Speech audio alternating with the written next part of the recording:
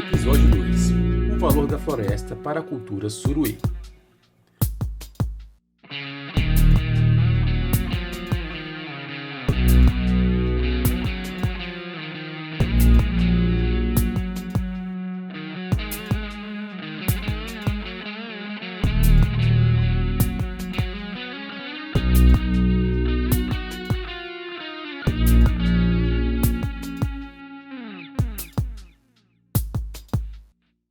As 3 primeiras décadas posteriores ao contato do suruí com a sociedade não indígena foram marcadas por exploração exacerbada dos recursos naturais. Escolhas individuais e coletivas e pressões diversas, não só econômicas, mas também políticas, assim como a violência e a coerção de madeireiros, fazendeiros e pistoleiros, moldaram usos insustentáveis dos recursos ambientais da terra indígena 7 de setembro, usos esses que posteriormente seriam repensados pelo povo Paeté-Suruí. As terras elas foram invadidas, né? Essas terras foram, eles tiveram confronto direto com madeireiros, e depois a última coisa que a gente diz são os garimpos que acontecem lá na sua terra. É claro que é preciso a gente constatar, decifrar que parte desse povo também, alguns desse povo, se envolveu com questões madeira, tá? Eles não negam isso, né? Claro que onde chega o dinheiro, ele causa desequilíbrio nessas sociedades. A sociedade normal, como a nossa sociedade urbana, já causa isso. Imagina uma sociedade que é recém-contatada, né, que chega e recebe esse impacto. Por quê? Aquele território da onde eles tiravam o alimento que precisavam e que tinham fartura, eles se veem num outro procedimento, numa outra realidade, porque aí eles já precisam de recurso para comprar roupa, para comprar remédios, né? Porque já parte dos remédios que eles utilizavam tirado da floresta já não respondem, né, às novas doenças que surgiram, e aí claro que muitos desses parentes indígenas, eles acabaram com o envolvimento com madeireiros, com outras pessoas que estavam ali também para se apropriar dos recursos oferecidos dentro do território. Nos anos 2000, os indígenas da etnia Paeté-Suruí iniciaram uma avaliação sistemática de seu modo de vida, promovendo reflexões críticas sobre sua cultura, sociedade e o ambiente em que viviam. A relação estabelecida com o meio ambiente e a perda de recursos naturais ocorrida nesse processo passou a ser percebida como fator desencadeante de desigualdades socioeconômicas internas ao grupo, além de conflito e maximização da violência.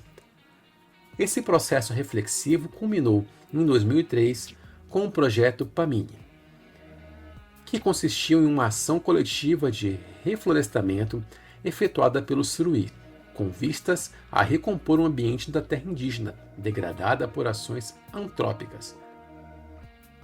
O projeto PAMINE teve início em 2003 com o objetivo de reflorestar áreas degradadas e enriquecer áreas de florestas nativas da terra indígena 7 de setembro, na fronteira dos estados de Rondônia e Mato Grosso. PAMINE significa, na língua Paeté-Suruí, renascer, o ato de refazer algo pela ação do homem. O nome foi escolhido para representar o processo de renascimento da floresta com a ajuda humana. O renascimento não só das árvores plantadas pelo projeto, mas também da caça, das frutas, do meio ambiente, como era conhecido pelos Paeté-Suruí antes do desmatamento.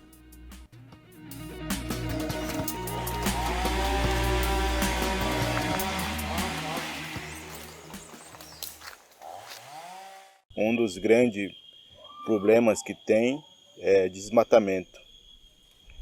E dessa forma a gente criou uma estratégia de plano de 50 anos do povo suruí. né? Que como que a gente gostaria que fosse trabalhado a gestão do território, né? De todas as áreas, de meio ambiente, cultura, economia, né? Política, gestão do território, sistema de governança, né? Então, a partir desses, o objetivo, a gente busca parceiros para ajudar, não só financeiro, mas também trazer ideias dentro desses alguns projetos sustentável do território. A gente tem esse projeto de sequestro de carbono, né? Que é o projeto florestal de crédito carbono, Suruí. E também como é que Floresta em Pé pode trazer retorno econômico. Também tem a meta do Brasil de menos desmatar a Amazônia, né? Então, baseado nessas políticas públicas, a gente tem feito a nossa parte aqui.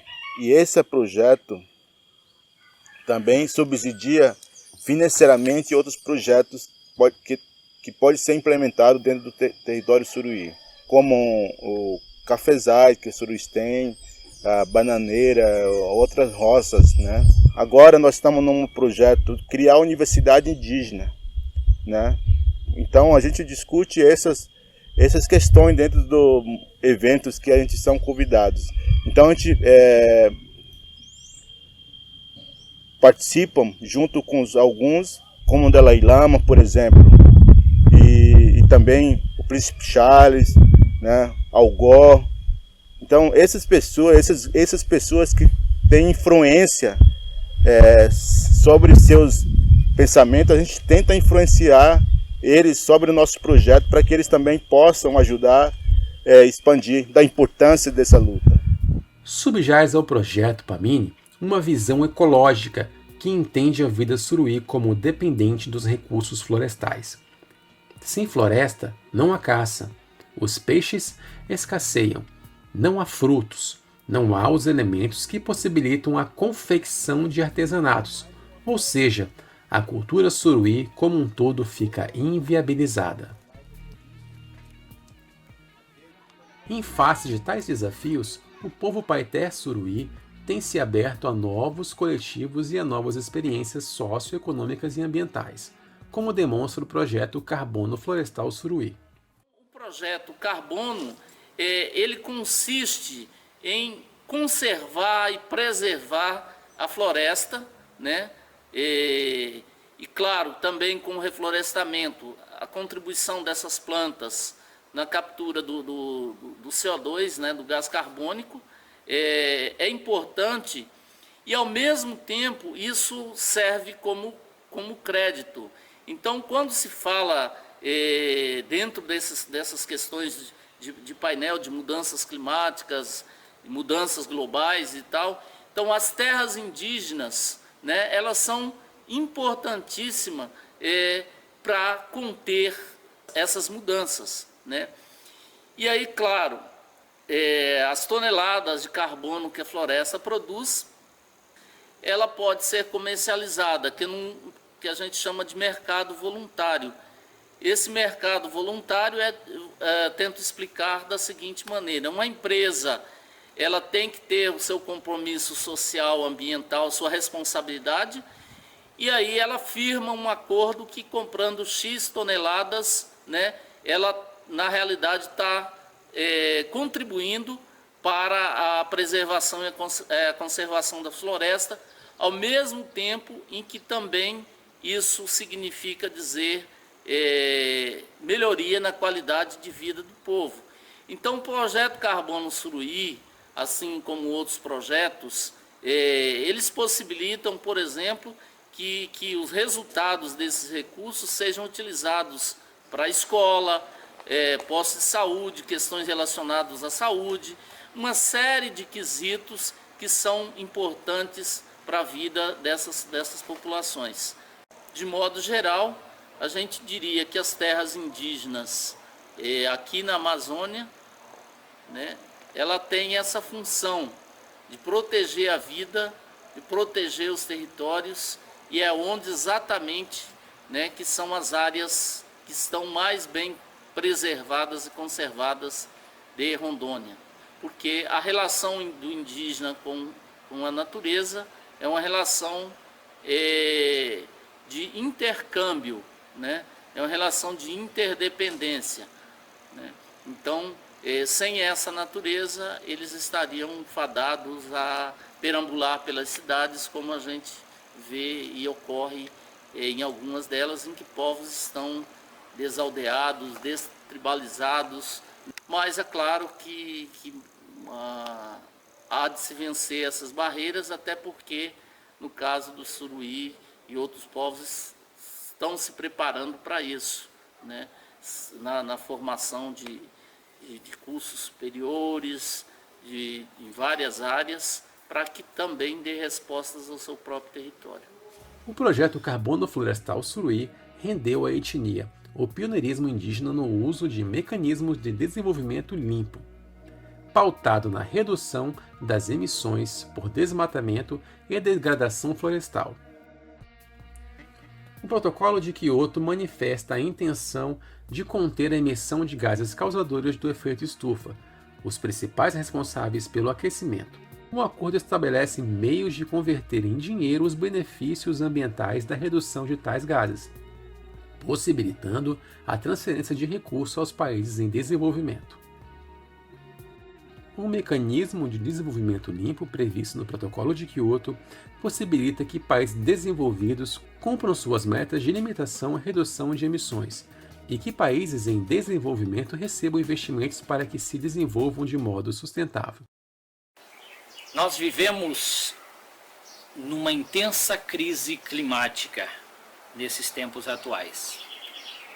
Isto se dá pela intensa mudança ou pelas intensas mudanças climáticas a que a casa comum, que a gente chama de planeta Terra, está sofrendo. Está sofrendo por essas intervenções desta onda desenvolvimentista que busca transformar os recursos naturais em produtos, cada vez mais promovendo o esgotamento desses recursos naturais. E com isso, nós estamos contribuindo para o aquecimento global de forma intensa. É possível sair dessa crise? É possível, porém exige de todos e todas transformações profundas. Primeira transformação é em nós mesmos. Só quem ama a casa comum, a Mãe Terra, é que pode promover transformação, primeiro da sua própria consciência, desse consumo acelerado, exacerbado, de querer cada vez mais trocar de celular, trocar de veículos e tudo mais. Queremos cada vez mais intensificar o uso desses recursos naturais transformados em produtos. Isso é que está levando cada vez mais ao esgotamento e ao aquecimento global. Energias renováveis, justas, inclusivas e populares é o caminho para a gente assegurar que as atuais e as futuras gerações tenham vida e vida em abundância, aproveitando, claro, desse potencial que a natureza nos coloca à disposição, mas para usar com responsabilidade.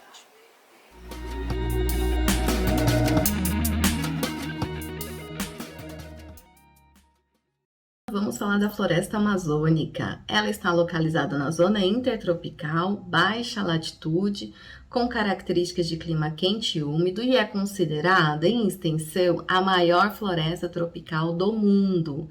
Dentre as suas características, nós temos plantas higrófilas adaptadas à umidade, assim como plantas latifoliadas com folhas largas, que facilitam, né, o processo de evapotranspiração.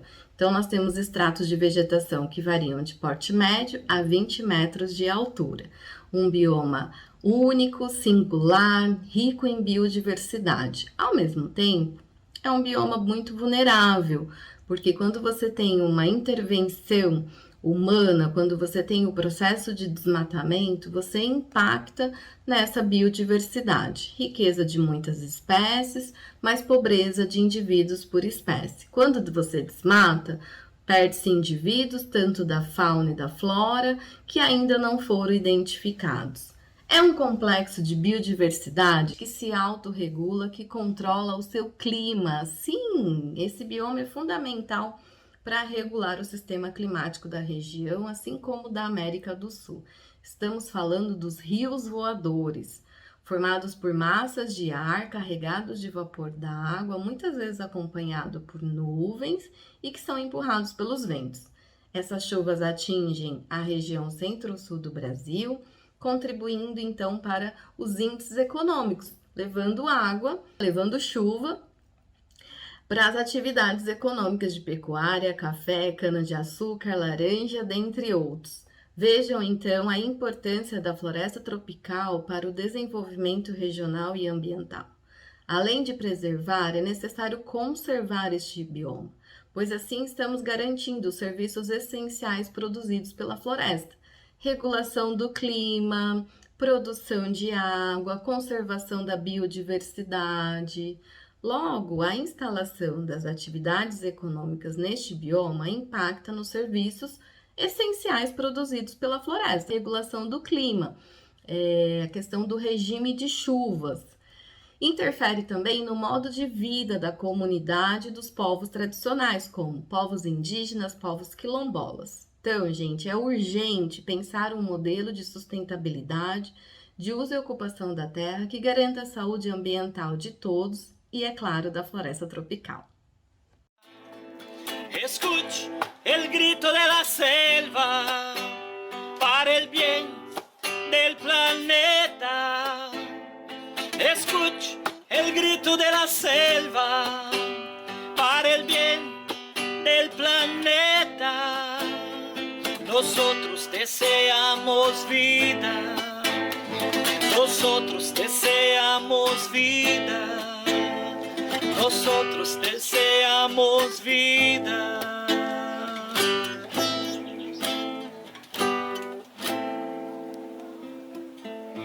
Y escuche el grito de la selva.